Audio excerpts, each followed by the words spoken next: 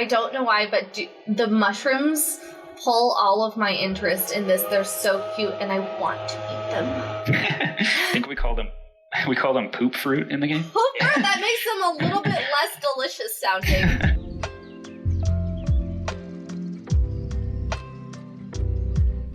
What is up, everyone, and welcome to the Humble Games stream. Today I am joined by two very special guests who work on one of our newest games, The Wild at Heart. So Justin and Ankit, thank you so much for joining us today. We're so excited that you guys are here and being able to talk about The Wild at Heart and all of the different art. So can I have you guys both introduce yourself really quick to the chat? We'll start with Justin. Hi, I'm Justin. I do all the art and majority animation and all that kind of stuff. Yeah, hi, Ankit. I do like the programming, technical stuff, and never needed game design. So, Justin, I'll let you kind of talk about the concept of Wake.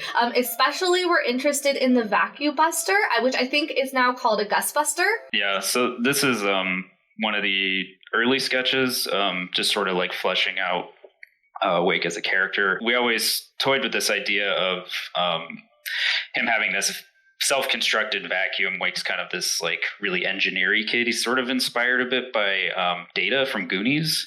You know, obviously a little bit of a reference to something with the design here, but this sort of shows a lot of the thought behind like, okay, well, if a kid was building something out of stuff that they had, what would they use, especially in the 90s? You know, obviously it's got like a hamster tube, pipework for the vacuum, and there's a controller and a game cartridge, and he has like Lego pieces. I don't know what functionality those would even have, but I thought it would be fun to include Legos because I'm a huge Lego nerd. It inspired a little bit between like Alex, our writer, and me. We sort of tried to make him feel a little bit like an amalgamation of like us personally, but also like just other characters that sort of have influenced us in our sea of influences that we have, which is massive. So when did you guys both first become interested in, I know, Justin, you're more art, and Ankit, you're more of like the programming. When did you guys both become interested in this? I mean, I've been drawing since I was a kid. It's like all I cared about doing. I did horrible in school because I just drew all the time. I mean, originally I wanted to be an animator for Disney, like most kids that grew up in the 80s, I think, that like to draw. Games, I mean, I always liked video games. My brother sort of introduced me to that. But by the time I was a teenager, Flash became a big thing. And I sort of got into Newgrounds and things like that. So I started just trying to make my own games back then. And it just sort of like turned into something that I really liked doing. So, we just talked about how before I am not artistically inclined. And so you said Flash, and my first immediate thought was Flash Gordon. Yeah, Flash. The web plugin, yeah, Flash.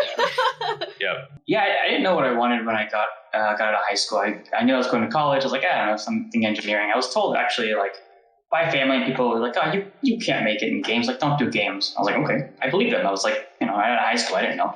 Then I got into college and I saw like, what programming was, what software engineering was, and like instantly I was like, oh man, I need to do this. But I didn't know about games just yet. So then like by year 3, I met Chris, who we were with. And like him and his buddies were making a game. And they were like, hey, like, do you want to come on, like, work with us? Like, that was it. I was like, oh man, this is great. So, I think around third year of college, I was just like, okay, I didn't know what I want to do. I didn't do it right out of college, like, as a professional job. We did it kind of on the side. But then, like, in 2015, we went full-time game. What advice would you guys both give to someone who is just starting out in this field or is interested into getting into this field? Fail faster is always a good one. That's a great one. Everything you make, like, just going to take time to get good at it, and you just got to be cool with, screwing things up or, and whatnot. But obviously be proud of the stuff that you do. It's going to take a while to be good at a thing. It's like an Adventure Time quote. It's like the first step to being, like, sucking at something is the first step to being really good at something. I'm butchering the quote, but it's like a similar. It's similar in the same vein. I think there's no substitute for like practical experience. Like, get your hands dirty, do the thing. Your first game will be moving a character across the screen and getting a victory sign. Like, it starts little, a little bit, it just grows. Okay, so I'm going to show the next piece of art. So we have a couple pieces of art that you guys sent over. And this one I think is really cool because it really, as someone who is obsessed with the design of characters, I loved this turnaround because I thought it showed just the thought that you guys put behind the outfits really well. So can you guys tell us a little bit about like why you guys do a turnaround and what's the purpose and kind of all of the different things? Because this one also has Kirby in it. So maybe introduce us to Kirby a little bit too. Yeah, so I mean, we do a lot of these turnarounds just because you have full range of movement in the game. So we had to make every angle to have them ready to be animated and all that kind of stuff for each running angle or like the vacuuming angles. Kirby has like a lantern that sort of pulls stuff as well with its light. So yeah, so Kirby is the second playable character in the game that you get to play as, and she's sort of like Wake's best friend. They sort of enact this like plan to like run away together because they both have a bit of a like troubled home lives. That sort of like is what kicks off a lot of the hijinks that they get into. So I know that you guys have said that you pulled a lot of the inspiration kind of from like the 90s and all of that nostalgia. Is there anything like else in particular that you pulled inspiration from the Wild at Heart? I've always been really drawn to like children's storybook illustration. Another large one would be a lot of cartoon saloon stuff. So like Song of the Sea, Secret of Kells. There's a lot of like 80s and 90s nostalgia stuff that made an impact on me too, like Never-Ending Story and Labyrinth. Because there's not a lot of stuff like that anymore. Like story told in that way.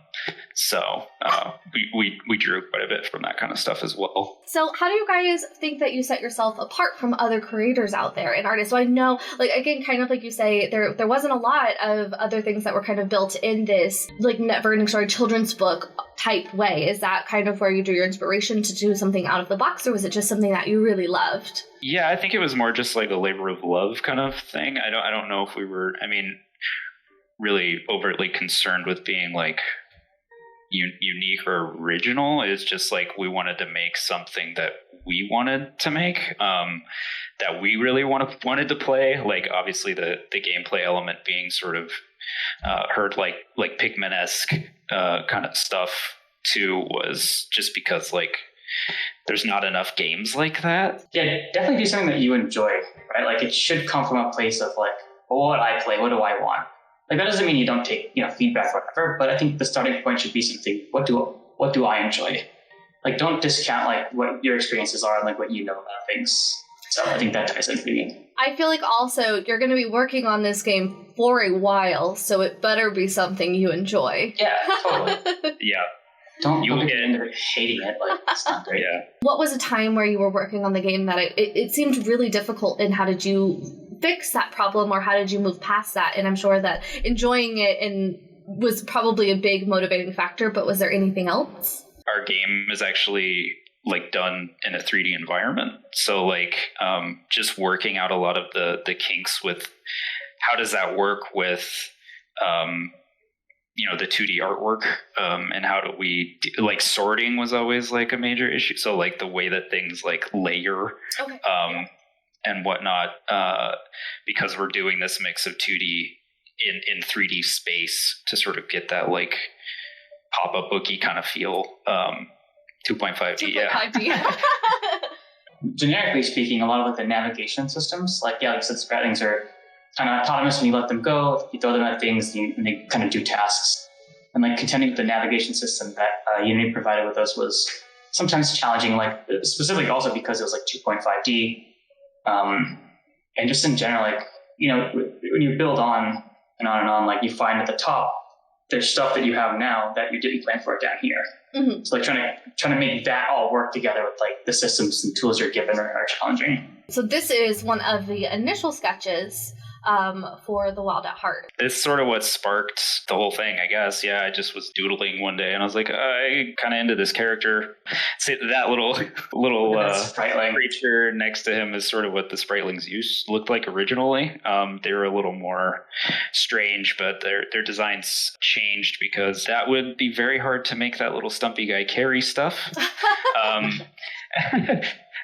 with their dinky little arms and dinky little legs. But I would have never thought about that though, with the art and being like, how would he carry something? I'd be like, look how cute he is. So here's some character progress that you sent us. I sort of took a different approach on this game than I normally do. I started a lot with working from silhouettes instead of starting right off the bat with sketching shapes and then doing line art. I sort of would just work with shapes to create a silhouette, and then I would refine on it from there. So here it's, showing, okay, I have a rough silhouette that I kind of think would be cool for this certain character. And obviously I'm seeing stuff in my head a little bit while I'm doing this. I just sort of go with okay, you see a shadow or a cloud in the sky. It's what does that look like? And then for both of you guys, so what is some of the essential equipment that you guys need to do your work? Pretty much as long as I have a computer and access to the internet, I can download all the files I need. I mean, we use Unity as a primary development thing.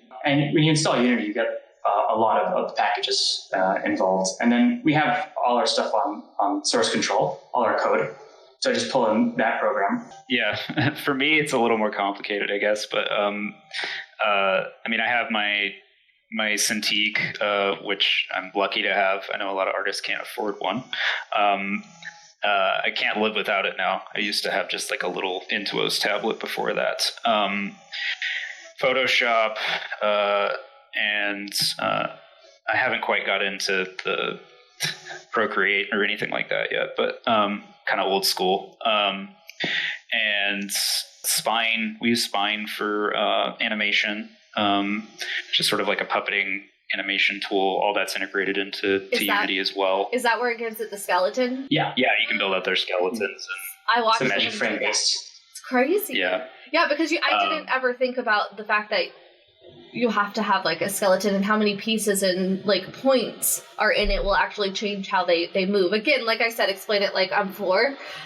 Yeah. In the Wild at Heart, there are a bunch of characters called green shields. And so here are all, or some of the different green shields in different designs. So did you came up with all of them kind of the same way that you did Paper Planes, is what I'm guessing? Yeah, so I just kind of wanted to show sort of the cast of them and just included progress of things. But all of them sort of started with a similar approach. So Scrappy, for instance, it was okay, what if I just start with a tea kettle shape? Some of these sort of evolved out of a character that was already written for too. So obviously some of those had a jumping off point. Crow's Nest, we knew we kind of wanted them to be sort of Plague Doctor-y vibe, wizardy Plague Doctor kind of vibe. So we gave them that sort of mask and a bunch of potions and their little magpie friend worms. So I'm sure everyone is going to love this one because you sent over this image and I was like, oh, cats. Yeah, the cats. Look at our cat friends. They don't really have names in the game, but this was sort of these are our internal working names for all of them. I'm sitting here and I was like, oh, I love Pickles. No, wait, I love Scott Summers. Wait, no, I love Clover. Oh, they're so cute. The chat wants to know why, hey, it's Vin has a TM mark. Why is it trademarked? Because he's trademarked. It's trademarked. That's why. It's trademarked. Because, guys, get with the program. I don't know why, but the mushrooms pull all of my interest in this. They're so cute, and I want to eat them. I think we call them poop fruit in the game. Poop fruit? That makes them a little bit less delicious sounding. Yeah, so maybe that's not the real name, but what would Wake and Kirby really call it and see it? And I think that's interesting how you really are playing this through a kind of a child's point of view. Yeah, it's either them or the way Green Shields would name stuff, because they're so observing the world in a completely different way and are very literal about things too, that they would just name things what they are. Well, yeah, their names, right? Yeah, of course it's named this. So just because, why not? So if there is one thing, what do you guys want the community to kind of take away from the Wild at Heart when they play it? We do kind of like leaving stuff open for people to interpret it how they want to interpret it. I don't know. I mean, overall, obviously, I just hope people enjoy it and have fun with it. It is pretty heavy. There's a nice focus on story, and I think it's pretty well written. So, get into that if you can, but really just have fun with it. I mean, pick it up, play as much as you like, but at the very least, hope we have fun. Thank you guys so much for coming on and kind of talking us through the art and the development of The Wild at Heart. The chat says congratulations on the huge amount of work that it took to make this happen. Thank you, we are so excited. Bye, guys.